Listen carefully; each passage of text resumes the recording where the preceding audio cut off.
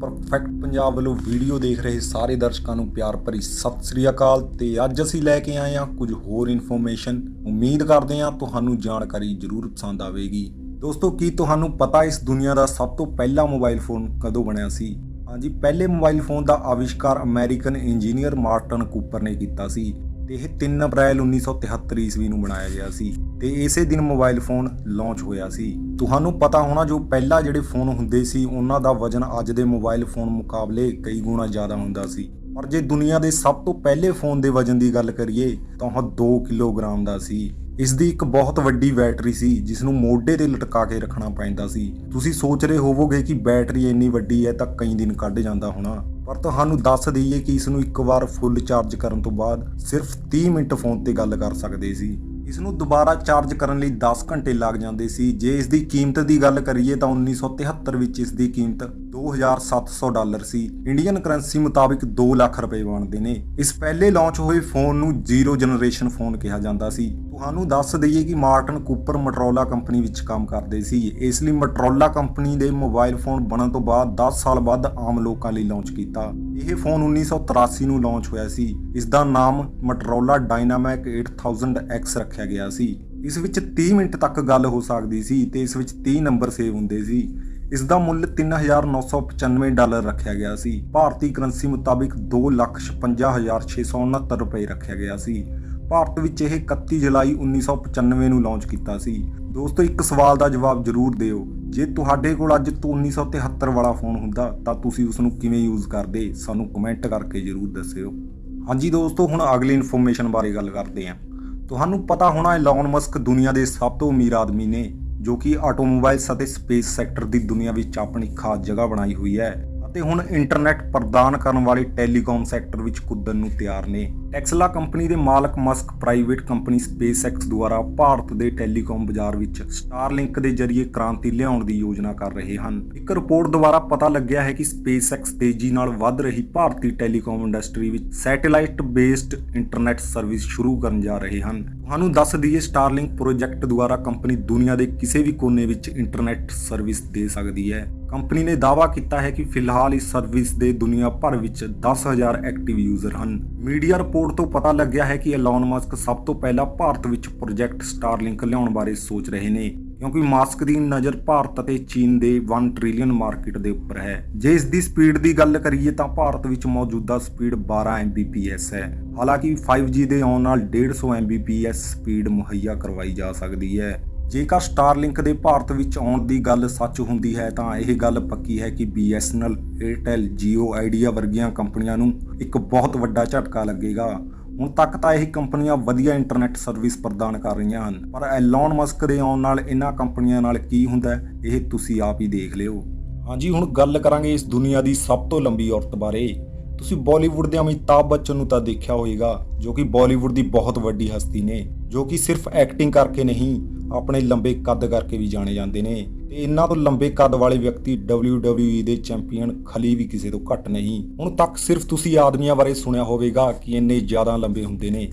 ਅੱਜ ਆਪਾਂ ਤੁਹਾਨੂੰ ਇੱਕ ਸਭ ਤੋਂ ਲੰਬੀ ਔਰਤ ਬਾਰੇ ਦੱਸਾਂਗੇ ਜਿਸ ਨੇ ਆਪਣੀ ਲੰਬਾਈ ਕਰਕੇ ਪਛਾਣ ਬਣਾਈ ਹੈ। ਹਾਂਜੀ, ਇਹ ਰਸ਼ੀਆ ਕੰਟਰੀ ਦੇ ਪੰਜਾ ਸ਼ਹਿਰ ਦੀ ਰਹਿਣ ਵਾਲੀ ਹੈ ਤੇ ਇਸ ਦਾ ਨਾਮ ਐਕਤਰੀਨਾ ਲਿਸਨੀਆ ਹੈ। ਇਸ ਦੀ ਲੰਬਾਈ 6 ਫੁੱਟ 9 ਇੰਚ ਹੈ ਤੇ ਇਸ ਨੂੰ ਸਭ ਤੋਂ ਲੰਬੀ ਔਰਤ ਹੋਣ ਦਾ ਖਿਤਾਬ ਹਾਸਿਲ ਹੈ। ਹਾਂਜੀ, ਹੁਣ ਅੱਗੇ ਵਧਦੇ ਹਾਂ ਦਾ SS ਔਰੰਗਮੈਂਡਾਨ ਜਹਾਜ਼ ਵੱਲ। ਸਾਲ 1947 ਦੇ ਜੂਨ ਮਹੀਨੇ ਵਿੱਚ ਮਲਕਾ ਦੀ ਖਾੜੀ ਵਿੱਚ ਵਪਾਰਿਕ ਰਸਤੇ 'ਚੋਂ ਕਈ ਜਹਾਜ਼ ਗੁਜ਼ਰ ਰਹੇ ਸੀ। ਉਸੇ ਦੌਰਾਨ SOS ਨੂੰ ਇੱਕ ਸੰਦੇਸ਼ ਮਿਲਿਆ ਕਿ ਔਰੰਗਮੈਂਡਾਨ ਜਹਾਜ਼ ਉੱਤੇ ਜਿੰਨੇ ਵੀ ਕਰੂ ਮੈਂਬਰ ਕੰਮ ਕਰ ਰਹੇ ਸੀ ਉਹਨਾਂ ਦੀ ਮੌਤ ਹੋ ਚੁੱਕੀ ਹੈ। ਨੇੜੇ ਦੇ ਜਹਾਜ਼ਾਂ ਨੂੰ ਇਹ ਸਿਗਨਲ ਮਿਲੇ ਤੇ ਉਹ ਇਸ ਔਰੰਗਮੈਂਡਾਨ ਜਹਾਜ਼ ਵੱਲ ਤੁਰ ਪਏ, ਪਰ ਜੋ ਜਹਾਜ਼ ਇਹਨਾਂ ਦੇ ਸਭ ਤੋਂ ਨੇੜੇ ਸੀ ਦਾ ਸਿਲਵਰ ਸਟਾਰ, ਉਹ ਤੇਜ਼ੀ ਨਾਲ ਉੱਥੇ ਪਹੁੰਚਿਆ। ਔਰੰਗਮੈਂਡਾਨ ਤੇ ਜਦੋਂ ਸਿਲਵਰ ਸਟਾਰ ਪਹੁੰਚਿਆ ਤਾਂ ਉਸਦੇ ਸਾਰੇ ਲੋਕ ਹੈਰਾਨ ਰਹਿ ਗਏ ਜਦੋਂ ਉਹਨਾਂ ਨੇ ਦੇਖਿਆ ਕਿ ਔਰੰਗਮੈਂਡਾਨ ਦੇ ਸਾਰੇ ਕਰੂ ਮੈਂਬਰਾਂ ਦੀ ਮੌਤ ਹੋ ਚੁੱਕੀ ਹੈ। ਜਹਾਜ਼ ਉੱਤੇ ਲਾਸ਼ਾਂ ਦਾ ਢੇਰ ਲੱਗਿਆ ਹੋਇਆ ਸੀ। ਲਾਸ਼ਾਂ ਇੱਧਰ ਉੱਧਰ ਖਿਲਰੀਆਂ ਪਈਆਂ ਸੀ। ਇਸ ਨੂੰ ਦੇਖ ਕੇ ਉਹਨਾਂ ਦੀਆਂ ਅੱਖਾਂ ਖੁੱਲੀਆਂ ਰਹਿ ਗਈਆਂ ਤੇ ਉਹ ਇਸ ਨੂੰ ਦੇਖ ਕੇ ਬਹੁਤ ਜ਼ਿਆਦਾ ਡਰ ਗਏ ਸੀ। ਜਦੋਂ ਸਿਲਵਰ ਸਟਾਰ ਦੇ ਕਰੂ ਮੈਂਬਰ ਲਾਸ਼ਾਂ ਦੇ ਕੋਲ ਗਏ ਤਾਂ ਉਹਨਾਂ ਨੂੰ ਬਹੁਤ ਜ਼ਿਆਦਾ ਠੰਡ ਲੱਗਣ ਲੱਗ ਗਈ ਸੀ, ਜਦੋਂ ਕਿ ਉੱਥੇ ਦਾ ਤਾਪਮਾਨ 110 ਡਿਗਰੀ ਸੀ।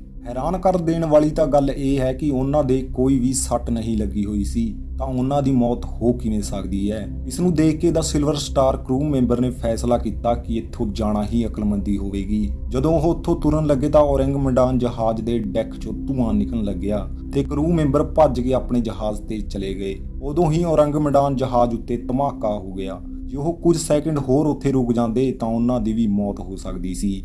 ਕੁਝ ਲੋਕ ਇਸ ਨੂੰ ਕੁਦਰਤੀ ਗੈਸਾਂ ਦੇ ਬੱਦਲ ਹੋਣ ਦਾ ਦਾਅਵਾ ਕਰਦੇ ਹਨ ਤੇ ਉੱਥੇ ਹੀ ਕਈ ਲੋਕਾਂ ਦਾ ਇਹ ਮੰਨਣਾ ਹੈ ਕਿ ਇਹ ਕੰਮ ਕਿਸੇ ਰਹੱਸਮਈ ਸ਼ਕਤੀ ਦਾ ਹੈ। ਇਹ ਘਟਨਾ ਹਜੇ ਤੱਕ ਰਹੱਸ ਬਣੀ ਹੋਈ ਹੈ। ਤੁਹਾਡਾ ਇਸ ਬਾਰੇ ਕੀ ਸੋਚਣਾ ਹੈ, ਸਾਨੂੰ ਕਮੈਂਟ ਕਰਕੇ ਜ਼ਰੂਰ ਦੱਸਿਓ।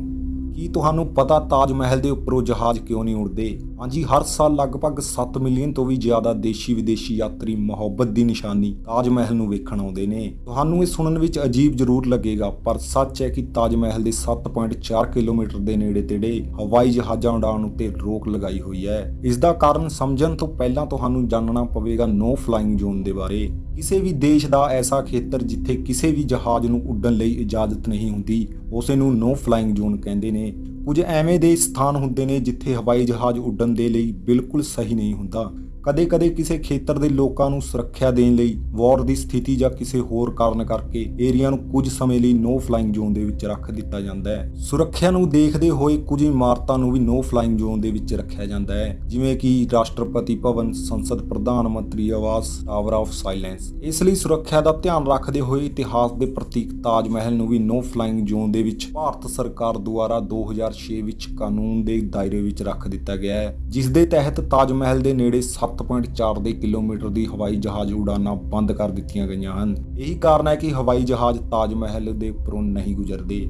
ਤੁਸੀਂ ਐਮਾਜ਼ੋਨ ਜੰਗਲ ਬਾਰੇ ਤਾਂ ਸੁਣਿਆ ਹੋਵੇਗਾ, ਜੋ ਕਿ ਰਹੱਸਿਆਂ ਨਾਲ ਭਰਿਆ ਹੋਇਆ ਜੰਗਲ ਹੈ। ਕਿਹਾ ਜਾਂਦਾ ਹੈ ਕਿ ਇਹ ਜੰਗਲ ਅਰਬਾਂ ਏਕੜ ਜ਼ਮੀਨ ਤੇ ਫੈਲਿਆ ਹੋਇਆ ਹੈ। ਇਹ ਜੰਗਲ ਇੰਨਾ ਵਿਸ਼ਾਲ ਹੈ ਕਿ 9 ਦੇਸ਼ਾਂ ਦੀ ਸੀਮਾਵਾਂ ਨੂੰ ਟੱਚ ਕਰਦਾ ਹੈ। ਇਸ ਜੰਗਲ ਵਿੱਚ ਜੀਵ ਜੰਤੂਆਂ ਤੋਂ ਇਲਾਵਾ ਕਈ ਹੋਰ ਚੀਜ਼ਾਂ ਵੀ ਮੌਜੂਦ ਹਨ, ਜਿਨ੍ਹਾਂ ਦੇ ਬਾਰੇ ਇਨਸਾਨ ਜਾਣਦਾ ਤੱਕ ਨਹੀਂ। ਤਾਂ ਹੀ ਇਨਸਾਨ ਜੰਗਲ ਦੇ ਅੰਦਰ ਜਾਣ ਬਾਰੇ ਸੋਚਦਾ ਤੱਕ ਨਹੀਂ। ਇਸੇ ਜੰਗਲ ਵਿੱਚ ਮੌਜੂਦ ਹੈ ਇੱਕ ਨਦੀ, ਜਿਸ ਦਾ ਪਾਣੀ ਹਮੇਸ਼ਾ ਉਬਲਦਾ ਰਹਿੰਦਾ ਹੈ। ਕਹਿੰਦੇ ਨੇ ਜੇ ਇਸ ਪਾਣੀ ਵਿੱਚ ਕੋਈ ਗਲਤੀ ਨਾਲ ਡਿੱਗ ਜਾਵੇ ਤਾਂ ਉਸ ਦੀ ਮੌਤ ਪੱਕੀ ਹੈ। ਪੈਰੂ ਵਿੱਚ ਮੌਜੂਦ ਇਸ ਰਹੱਸਮਈ ਨਦੀ ਦੀ ਖੋਜ ਆਨੰਦਰੇਜੋ ਨੇ ਸਾਲ 2011 ਵਿੱਚ ਕੀਤੀ ਸੀ। ਮਿਆਂਤੂਆਕੂ ਨਾਮਕ ਇਸ ਨਦੀ ਦੀ ਖੋਜ ਦੀ ਕਹਾਣੀ ਬੜੀ ਦਿਲਚਸਪ ਹੈ, ਜਿਸ ਦੇ ਬਾਰੇ ਅੰਦਰੇਜੋ ਨੇ ਦੱਸਿਆ ਕਿ ਉਹਨਾਂ ਨੂੰ ਬਚਪਨ ਤੋਂ ਹੀ ਇਹਨਾਂ ਨਦੀਆਂ ਦੀ ਕਹਾਣੀ ਸੁਣਨ ਦਾ ਬਹੁਤ ਸ਼ੌਂਕ ਸੀ, ਪਰ ਉਹਨਾਂ ਨੂੰ ਇਹ ਲੱਗਦਾ ਸੀ ਕਿ ਇਹ ਸਿਰਫ ਇੱਕ ਕਲਪਨਾ ਹੈ। ਅੰਦਰੇਜੋ ਦੇ ਮੁਤਾਬਿਕ ਜਦੋਂ ਕਿ ਉਹ ਵੱਡੇ ਹੋਏ ਤਾਂ ਨਦੀ ਦੀ ਕਹਾਣੀ ਉਹਨਾਂ ਦੇ ਦਿਮਾਗ ਵਿੱਚ ਸੀ, ਇੱਥੋਂ ਤੱਕ ਕਿ ਉਹਨਾਂ ਨੇ ਆਪਣੇ ਨਾਲ ਪੜ੍ਹਦੇ ਵਿਦਿਆਰਥੀਆਂ, ਕਈ ਤੇਲ ਗੈਸ ਕੰਪਨੀਆਂ ਤੋਂ ਵੀ ਪਤਾ ਕੀਤਾ, ਪਰ ਸਭ ਦਾ ਜਵਾਬ ਨਾ ਵਿੱਚ ਹੀ ਸੀ। ਜੇਕਰ ਵਿਗਿਆਨਿਕ ਤੌਰ ਤੇ ਵੀ ਦੇਖਿਆ ਜਾਵੇ ਤਾਂ ਇਹ ਨਾਮੁਮਕਿਨ ਹੈ ਕਿ ਨਦੀ ਦਾ ਪਾਣੀ ਹਮੇਸ਼ਾ ਉਬਲਦਾ ਰਹੇ ਜਦੋਂ ਤੱਕ ਕਿ ਨੇੜੇ ਤੇੜੇ ਕੋਈ ਜਵਾਲਾਮੁਖੀ ਨਾ ਹੋਵੇ। ਉਹ ਇਸ ਸਵਾਲ ਦੇ ਨਾਲ ਇੱਕ ਦਿਨ ਐਮਾਜ਼ੋਨ ਦੇ ਜੰਗਲਾਂ ਵਿੱਚ ਪਹੁੰਚ ਗਏ, ਜਿੱਥੇ ਉਹਨਾਂ ਨੂੰ ਆਪਣੀਆਂ ਕਹਾਣੀਆਂ ਸੱਚ ਹੁੰਦੀਆਂ ਦਿਖ ਰਹੀਆਂ ਸੀ। ਉਹਨਾਂ ਨੇ ਆਖਿਰਕਾਰ ਐਵੇਂ ਦੀ ਨਦੀ ਲੱਭ ਹੀ ਲਈ ਜਿਸ ਦਾ ਪਾਣੀ ਰਹੱਸਮਈ ਤਰੀਕੇ ਨਾਲ ਉਬਲ ਰਿਹਾ ਸੀ। ਅੰਦਰੇਜੋ ਦੇ ਮੁਤਾਬਿਕ ਜੇ ਕੋਈ ਇਸ ਨਦੀ ਵਿੱਚ ਗਿਰ ਜਾਵੇ ਤਾਂ ਉਸ ਦੀ ਮੌਤ ਪੱਕੀ ਹੈ। ਉਹਨਾਂ ਨੇ ਕਈ ਜੀਵਾਂ ਨੂੰ ਉਸ ਵਿੱਚ ਗਿਰਦੇ ਦੇਖਿਆ ਜੋ ਤੁਰੰਤ ਹੀ ਮਰ ਗਏ।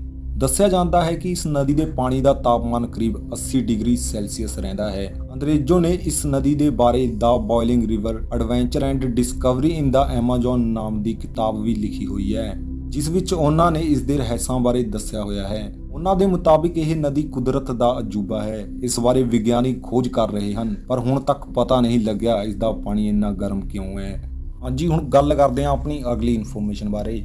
ਦੋਸਤੋ, ਤੁਹਾਨੂੰ ਪਤਾ ਹੈ ਕਿ ਜੋ ਬਲੇਡ ਦੇ ਵਿਚਾਲੇ ਸ਼ੇਪ ਹੁੰਦੀ ਹੈ ਉਹ ਕਿਉਂ ਬਣਾਈ ਗਈ ਹੈ? ਫਿਲਹਾਲ ਭਾਰਤ ਵਿੱਚ ਬਹੁਤ ਸਾਰੀਆਂ ਕੰਪਨੀਆਂ ਨੇ ਜੋ ਬਲੇਡ ਬਣਾਉਂਦੀਆਂ ਨੇ। ਬਲੇਡ ਇੱਕ ਅਜਿਹੀ ਚੀਜ਼ ਹੈ ਜਿਸ ਨੂੰ ਸਾਰੇ ਹੀ ਜਾਣਦੇ ਨੇ। ਆਮ ਤੌਰ ਤੇ ਸ਼ੇਵਿੰਗ ਤੋਂ ਲੈ ਕੇ ਕਟਿੰਗ ਤੱਕ ਬਲੇਡ ਦਾ ਇਸਤੇਮਾਲ ਕੀਤਾ ਜਾਂਦਾ ਹੈ, ਪਰ ਕਦੇ ਤੁਸੀਂ ਇਸ ਦੇ ਕਾਰ ਉੱਤੇ ਧਿਆਨ ਦਿੱਤਾ ਹੈ ਕਿ ਬਲੇਡ ਨੂੰ ਇਸੇ ਤਰ੍ਹਾਂ ਕਿਉਂ ਬਣਾਇਆ ਜਾਂਦਾ ਹੈ? ਕਿਉਂ ਇਸ ਦੇ ਡਿਜ਼ਾਈਨ ਵਿੱਚ ਕੋਈ ਬਦਲਾਵ ਨਹੀਂ ਕੀਤੇ ਜਾਂਦੇ? ਦਰਅਸਲ ਇਸ ਦੇ ਪਿੱਛੇ ਜਿਲੈਟ ਕੰਪਨੀ ਹੈ, ਜੋ ਕਿ ਪਹਿਲੀ ਇਕਲੌਤੀ ਕੰਪਨੀ ਹੈ ਜਿਸ ਨੇ ਬਲੇਡ ਬਣਾਉਣ ਦੀ ਸ਼ੁਰੂਆਤ ਕੀਤੀ ਸੀ। ਜਿਲੈਟ ਕੰਪਨੀ ਦੇ ਮਾਲਕ ਕਿੰਗ ਕੈਂਪ ਜਿਲੈਟ 1901 ਨੂੰ ਆਪਣੇ ਸਹਿਯੋਗੀ ਵਿਲੀਅਮ ਨਿਕਸਨ ਨਾਲ ਮਿਲ ਕੇ ਬਲੇਡ ਦਾ ਡਿਜ਼ਾਈਨ ਤਿਆਰ ਕੀਤਾ ਸੀ। ਉਸ ਸਮੇਂ ਦੀ ਬਲੇਡ ਦਾ ਡਿਜ਼ਾਈਨ ਉਵੇਂ ਦਾ ਸੀ ਜਿਵੇਂ ਦਾ ਅਸੀਂ ਅੱਜ ਦੇਖਦੇ ਹਾਂ। ਦਰਅਸਲ ਬਲੇਡ ਨੂੰ ਉਸ ਸਮੇਂ ਬੋਲਟ ਨਾਲ ਫਿੱਟ ਕੀਤਾ ਜਾਂਦਾ ਸੀ, ਇਸ ਲਈ ਬਲੇਡ ਵਿੱਚ ਖਾਸ ਤਰ੍ਹਾਂ ਦਾ ਡਿਜ਼ਾਈਨ ਬਣਾਇਆ ਗਿਆ ਸੀ। ਸਭ ਤੋਂ ਪਹਿਲਾਂ ਜਿਲੈਟ ਕੰਪਨੀ ਨੇ ਬਲੂ ਬਲੇਡ ਦਾ ਵਪਾਰ ਕੀਤਾ ਸੀ ਅਤੇ ਸਾਲ 1904 ਵਿੱਚ ਪਹਿਲੀ ਵਾਰ 165 ਬਲੇਡ ਬਣਾਏ ਸੀ। ਬਾਅਦ ਵਿੱਚ ਬਲੇਡ ਬਣਾਉਣ ਵਾਲੀ ਦੂਸਰੀ ਕੰਪਨੀ ਵੀ ਸਾਹਮਣੇ ਆਈ। ਉਹਨਾਂ ਨੇ ਬਲੇਡ ਦੀ ਪੁਰਾਣੀ ਡਿਜ਼ਾਈਨ ਨੂੰ ਹੀ ਕਾਪੀ ਕਰਿਆ, ਕਿਉਂਕਿ ਨਵੀਂ ਕੰਪਨੀ ਦੇ ਸਾਹਮਣੇ ਮੁਸ਼ਕਲ ਇਹ ਸੀ ਕਿ ਉਸ ਟਾਈਮ ਰੇਜ਼ਰ ਜਿਲੈਟ ਕੰਪਨੀ ਦੇ ਆਉਂਦੇ ਸੀ। ਇਸ ਲਈ ਰੇਜ਼ਰ ਵਿੱਚ ਬਲੇਡ ਫਿੱਟ ਕਰਨ ਲਈ ਬਲੇਡ ਦੀ ਸ਼ੇਪ ਪੁਰਾਣੀ ਡਿਜ਼ਾਈਨ ਵਿੱਚ ਹੀ ਰੱਖਣੀ ਪੈਂਦੀ ਸੀ। ਇਹੀ ਕਾਰਨ ਹੈ ਕਿ ਉਦੋਂ ਤੋਂ ਲੈ ਕੇ ਹੁਣ ਤੱਕ ਬਲੇਡ ਦੇ ਡਿਜ਼ਾਈਨ ਵਿੱਚ ਕੋਈ ਤਬਦੀਲੀ ਨਹੀਂ ਕੀਤੀ ਗਈ। ਹੁਣ ਤੁਹਾਨੂੰ ਪਤਾ ਲੱਗ ਗਿਆ ਹੋਣਾ ਕਿ ਕੰਪਨੀ ਦੇ ਬਲੇਡ ਦੀ ਸ਼ੇਪ ਇੱਕੋ ਜਿਹੀ ਕਿਉਂ ਹੁੰਦੀ ਹੈ। ਤੁਹਾਨੂੰ ਦੱਸ ਦਈਏ, ਜਿਲੈਟ ਦੇ ਮਾਲਕ ਕਿੰਗ ਕੈਪ ਜਿਲੈਟ ਆਪਣੀ ਕੰਪਨੀ ਦੀ ਸ਼ੁਰੂਆਤ ਕਰਨ ਤੋਂ ਪਹਿਲਾਂ 1890 ਵਿੱਚ ਬੋਤਲ ਦੇ ਢੱਕਣ ਬਣਾਉਣ ਵਾਲੀ ਕੰਪਨੀ ਵਿੱਚ ਕੰਮ ਕਰਦੇ ਸੀ, ਪਰ ਕੁਝ ਸਾਲਾਂ ਬਾਅਦ ਉਹਨਾਂ ਨੇ ਆਪਣੇ ਸਹਿਯੋਗੀ ਨਾਲ ਮਿਲ ਕੇ ਬਲੇਡ ਦਾ ਡਿਜ਼ਾਈਨ ਤਿਆਰ ਕੀਤਾ, ਜੋ ਹੁਣ ਸਾਰੀ ਦੁਨੀਆ ਦੇ ਸਾਹਮਣੇ ਹੈ ਅਤੇ ਜੋ ਹੁਣ ਤੱਕ ਸਾਡੇ ਕੰਮ ਆ ਰਿਹਾ ਹੈ। ਸਹੀ ਗੱਲ ਹੈ, ਪੋਜ਼ਿਟਿਵ ਥਿੰਕਿੰਗ ਬੰਦੇ ਨੂੰ ਫਰਸ਼ਾਂ ਤੋਂ ਅਰਸ਼ਾਂ ਤੇ ਲੈ ਜਾਂਦੀ ਹੈ। ਇਹ ਕਿੰਗ ਕੈਪ ਜਿਲੈਟ ਨੇ ਸਾਬਿਤ ਕਰ ਦਿੱਤਾ। ਤੁਹਾਡਾ ਇਸ ਬਾਰੇ ਕੀ ਸੋਚਣਾ ਹੈ, ਸਾਨੂੰ ਜ਼ਰੂਰ ਦੱਸਿਓ।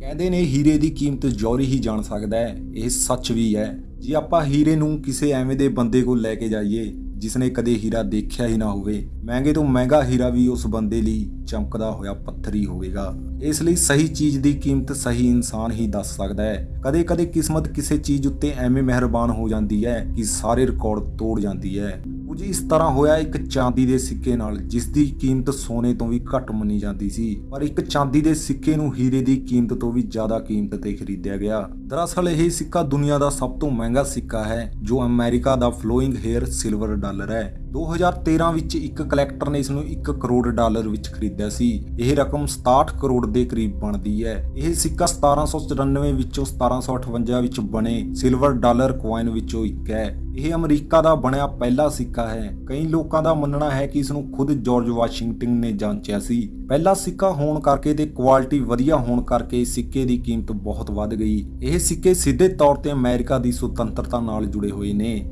ਜਿਸ ਕਾਰਨ ਸਿੱਕੇ ਕਾਫੀ ਖਾਸ ਹਨ। ਇਹੋ ਜਿਹੇ 13 ਸਿੱਕੇ ਹਨ ਜੋ ਦੁਨੀਆ ਵਿੱਚ ਮੌਜੂਦ ਹਨ। ਉਹਨਾਂ ਸਿੱਕਿਆਂ ਬਾਰੇ ਵਿਸਥਾਰ ਨਾਲ ਜਾਣਕਾਰੀ ਕਿਸੇ ਹੋਰ ਅਗਲੀ ਵੀਡੀਓ ਵਿੱਚ ਲੈ ਕੇ ਆਵਾਂਗੇ। ਜੇ ਵੀਡੀਓ ਵਧੀਆ ਲੱਗੀ ਤਾਂ ਵੀਡੀਓ ਨੂੰ ਲਾਈਕ ਸ਼ੇਅਰ ਕਰ ਦਿਓ ਤੇ ਚੈਨਲ ਨੂੰ ਸਬਸਕ੍ਰਾਈਬ ਕਰਨਾ ਨਾ ਭੁੱਲਿਓ। ਯਾਦ ਨਾਲ ਨੋਟੀਫਿਕੇਸ਼ਨ ਬੈਲ ਜ਼ਰੂਰ ਦੱਬ ਦਿਓ ਤਾਂ ਜੋ ਸਾਡੀ ਹਰ ਅਪਡੇਟ ਤੁਹਾਨੂੰ ਮਿਲਦੀ ਰਹੇ।